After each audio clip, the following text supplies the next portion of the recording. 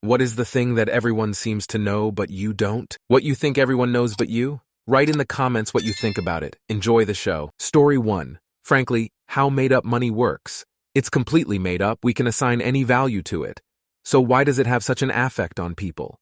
Why are we dying over egregiously expensive medical costs? Upwards of 40% of global food made for human consumption is straight wasted. Large portions simply because their color isn't at maximum vibrancy. So why the fuck is it all so damn expensive? I hate it so much. Story 2. Cooking and food preparation. I've always wanted to learn how to cook, but it's a challenge with how busy life can be. After my work shifts, one of the last things I want to do is to cook. I recently bought an air fryer and I'm still getting used to using it. I also feel like an idiot with how simplistic my meals are compared to the stuff I see on social media and word of mouth. Story 3. How to read when it's potentially appropriate to ask to kiss the person you've just started dating, and how to go from that point to sex. It's really dumb and kinda embarrassing at my age, and potentially also kinda weird because somehow I've managed to make friends with the local kink community, so I've done a bunch of kinky things and yet my vanilla knowledge is astonishingly lacking. Story 4. How to properly manage credit. I don't mean now, but when I was 18, 30, that would have been pretty helpful. I think it's a crime this is not the #1 thing taught before you graduate high school. I don't know about where you live, but where I do this is not necessary to graduate. We did get a bunch of nonsense classes though, such as IT, where we were taught for an entire year how to program a computer to pick up a bottle and put it in a bin. Absolute joke. Story 5. How to politely end a conversation. When I'm on a phone call or having a conversation, I'm so scared of ending the conversation with no reason because I feel like they will think that I'm bored of them or don't want to talk to them. So I end up having to make an excuse like, I'm tired, or I have to go. I'm always astonished of how well my mom can do it.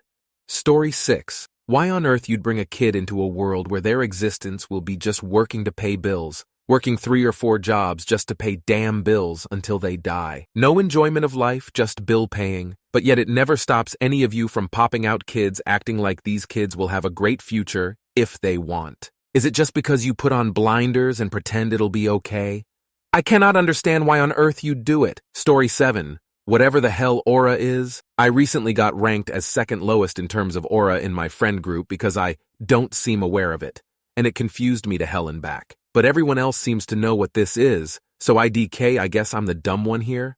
Story 8. Very few people understand a lot of the things from this thread. You're not alone. One that sticks out to me is mortgages.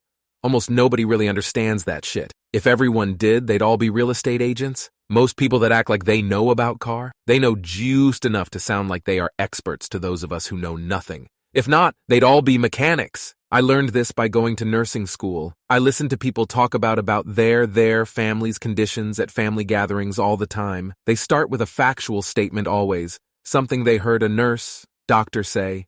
Then they start saying more out there stuff they've deduced on their own. I always tell them that it's an interesting idea and gently lead them to more likely connections or causes. All this to say, people love to sound like experts. To all of us who know even less, they sometimes do sound like experts. Story 9. Sports, cars, and guns. Seems like every person I know has some base understanding of sports teams, or at least one sports team, can recognize car manufacturers, and can identify types of guns when I can't. These are the 3 domains in life in which I feel completely ignorant relative to the general population. Story 10. How to effectively regulate emotions. Those with BPD or other personality disorders may relate. Emotional regulation is taught and is something you develop as you transition into adulthood. For people like me, it's a physiological defect that often needs to be managed and taught through intensive treatment, because simply my brain can't regulate like a usual person can. It's much better and easier now, but until you get the help you need, life is a roller coaster. Story 11.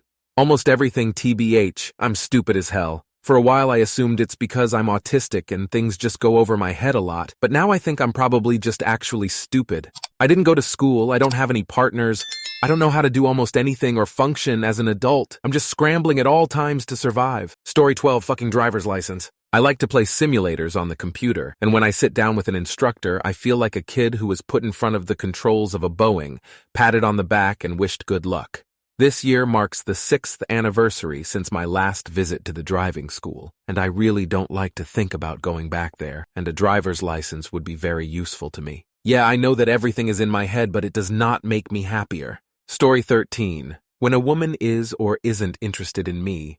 Also, how to present myself as interested or not interested. I've missed opportunities by missing signs. I've also embarrassed myself by asking women out when they were clearly just being friendly.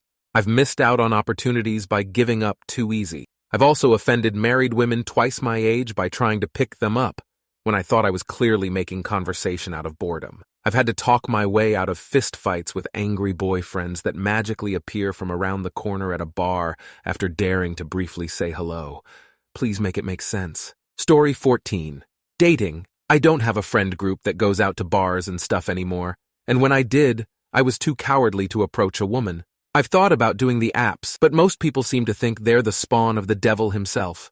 I'm 26 and not unhappy by any means, got friends, hobbies, a job I love and pays well, but I don't want to end up that 50-year-old who never found anyone. Only ever had one serious relationship and some flings that didn't mean anything, and all that was before I really started working. Story 15. How to get into relationships. I have no idea how romantic relationships even start. Like, where's the line when you can say you're interested in someone and not be a horrible creep?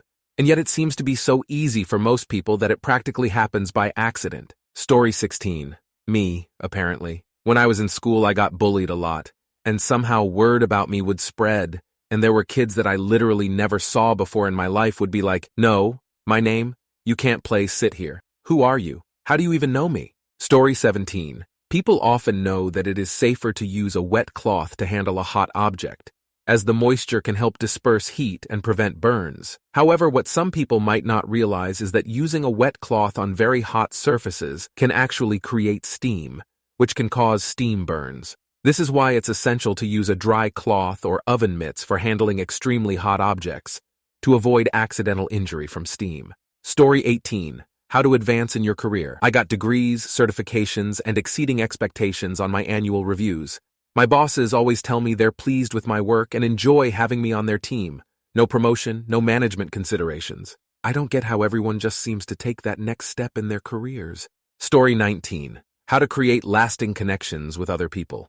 I haven't really made a strong connection since high school, sadly. Years of insecurities, low self-esteem, low mood, and self-doubt have made it difficult. Fortunately, I'm surrounded by nice people at work and in my personal life, but I wish I could hang out with others and feel completely comfortable expressing myself and interacting with them, hoping things will change as I participate in things a bit more rather than being passive. Story 20. How to find stuff on the internet. Every time I want something or need an answer for something, I look it up and it feels like I can never get a clear answer. Everything feels completely irrelevant to the thing I'm looking for. And yet whenever I see someone else use the internet, bam, they find the exact thing they needed in seconds. I feel like I'm going mad when I sit for hours trying to find the thing I saw someone find in like 2 seconds. I feel like I missed some big class where everyone was taught how to find anything and everything in seconds. But I'm pretty sure the real reason is I'm just an idiot who can't grasp simple concepts. Story 21. Well, not what was asked, but I have this weird thing where I can almost always fix anything that is broken. Don't know how, but I enjoy finding the problem no matter how long it takes me to find the exact reason why something doesn't work, and then I'll fix it. I enjoy doing this mostly on electronics, but can do it to anything. Story 22. College stuff. It's incredibly ironic that I'm about to complete my 2-year program after like 5 years and still have no idea what I'm doing or how I got here. I just talk to my advisor and sign up for the classes I need to get my associates. I don't really know how financial aid works because I've been lucky enough to handle it all out of pocket. Story 23. Modern slang. I don't know or socialize with anyone under the age of 40 except my kids. All my friends are close to my age, 50s.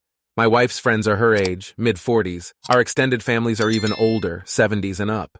My 10 and 14-year-old kids are not eager to explain their slang or bizarre communication array to us either. I asked my daughter why she texted me while I was in the same room with her the other day. She just shrugged and slid off the kitchen chair. What the fuck did that mean? Story 24. Microsoft Excel and apparently video editing software. I graduated from a graphics design BA and it was obsolete.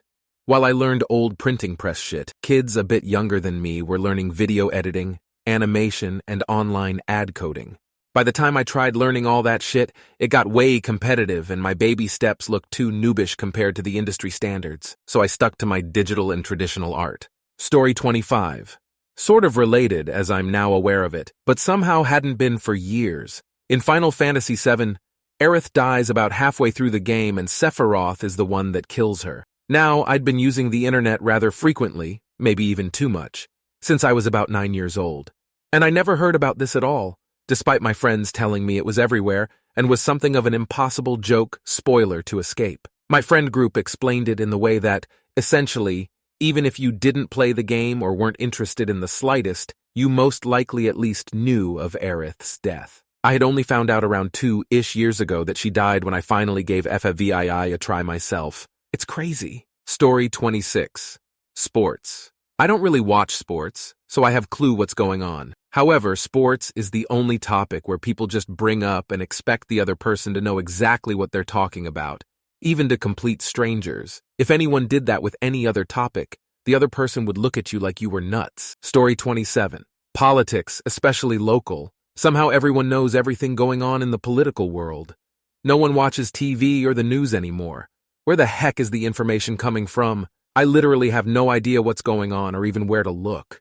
Story 28. I never learned how you transition from the time of your life with clearly set goals, school, higher education, maybe your first couple of jobs, to the open-ended later stage. A large part of early adulthood is just filled with school, then higher education, and then your first jobs. All of these come with clearly set external goals. I'm a bit of goody two-shoes rules follower, so I did all those things. Then you sort of half expect the next stage in life to be about finding a partner, finding a good place to live. None of that happened for me. I never found anyone, and I think I was stuck for too long thinking it would still happen. I'm now 40, alone, and slowly accepting that this is it. I have the freedom to do what I want. I go on holidays alone, and it's generally pretty okay. But on certain days, it's really just horribly boring and lonely. It's just really weird sometimes to have nothing to live for except yourself. Story 29. How to get by financially. I live very frugally. No kids, no name brand stuff, no coffees or avocado, no eating out or takeaways, one on birthday, no drinking at bars, etc. I literally just go to work, go to the gym, and pay the bills. I see people on similar incomes driving new-ish cars, own their own homes, several kids, stop in the pub for a couple of pints every night on the way home, etc. I just don't understand how they do it. I mean, you can kind of dismiss some differences due to differing priorities. One person might value a daily coffee over a slightly nicer car or whatever, but it just feels like I don't really have anything more I can cut out. Certainly nothing that will get me a fancy car, kids, takeaways, and drinks at the pub. Story 30. There are a lot of different perspectives for happiness. I like to focus on the fact that it's not supposed to be something permanent. Certain things make you happy, certain things make you sad. You will always feel any sort of emotion at any given time. Although feeling happy feels good, feeling sad isn't wrong, but in fact very normal. Telling yourself it's okay to feel upset or lonely helped me cope with it anyway. Thank you very much for watching. If you like the video, like it. Be sure to write comments and share your stories.